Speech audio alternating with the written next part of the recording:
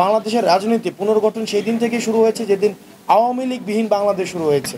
তো এই ক্ষেত্রে আওয়ামী লীগের আবার পুনর্বাসন, আওয়ামী লীগের আবার হচ্ছে আপনার কোনোভাবেই সমঝোতা, এই প্রশ্নগুলোই অবাঞ্ছিত, বিশেষ করে এনসিপির কাছে এটা কোনোভাবেই সম্ভব না। তৃতীয়ত যে বিষয়টি সেটি হচ্ছে আমরা দেখেছি যে আপনি বলেছেন যে বিএনপি এবং জামাতে ইসলামী সেটি হচ্ছে আওয়ামী লীগকে কাছে টানার একটি বিভিন্নভাবে বিভিন্ন প্রচেষ্টা আমরা সোশ্যাল মিডিয়াতে দেখেছি যে করা হচ্ছে ভোটার হিসেবে।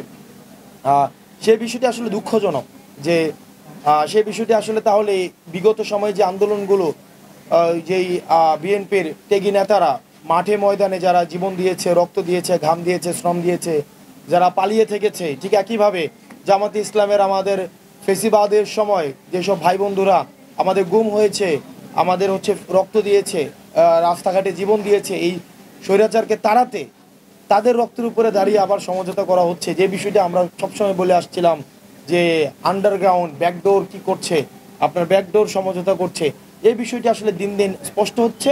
এবং আসলে তারা তাদেরকে জনগণ ভোট দিবে কি না, তাদের এই ধরনের এই ব্যাকডোর সমঝোতার কারণে এটি আসলে ভোটাররাই নির্ধারণ করবে। আমার কাছে মনে হয় না যে এটি খুব বেশি ফলপ্রসূ হবে। নির্বাচন কমিশন যে সিদ্ধান্তগুলো নেয় সেই সিদ্ধান্তের কোনো নীতিমালা নেই। মানে সকালে ঘুম থেকে উঠে মনে হয় যে এটা দিবে, যে মাইক মার্কা, মাইক দেখছে মাইক দিয়ে দিছে, মোবাইল দেখছে মোবাইল মার্কা, ট্রাইপড দেখছে ট্রাইপড মার্কা, ওই যে সূর্য দেখতেছে উপরে, তো ওই দেখলাম যে ওখানে সূর্য মার্কাও আছে, মানে উঠন্ত সূর্য মার্কা। তো এখানে দেখবেন কিছুদিন পরে যা মনে হয় যেটা দেখে, এখন কোন নীতিমালার মধ্যে দিয়ে শাপলা অন্তর্ভুক্ত করা হয় নাই তারা কিন্তু স্পষ্ট করে নাই, আবার কোন নীতিমালার মধ্য দিয়ে বেগুনকে অন্তর্ভুক্ত করা হয়েছে তারা সেটাও স্পষ্ট করে নাই।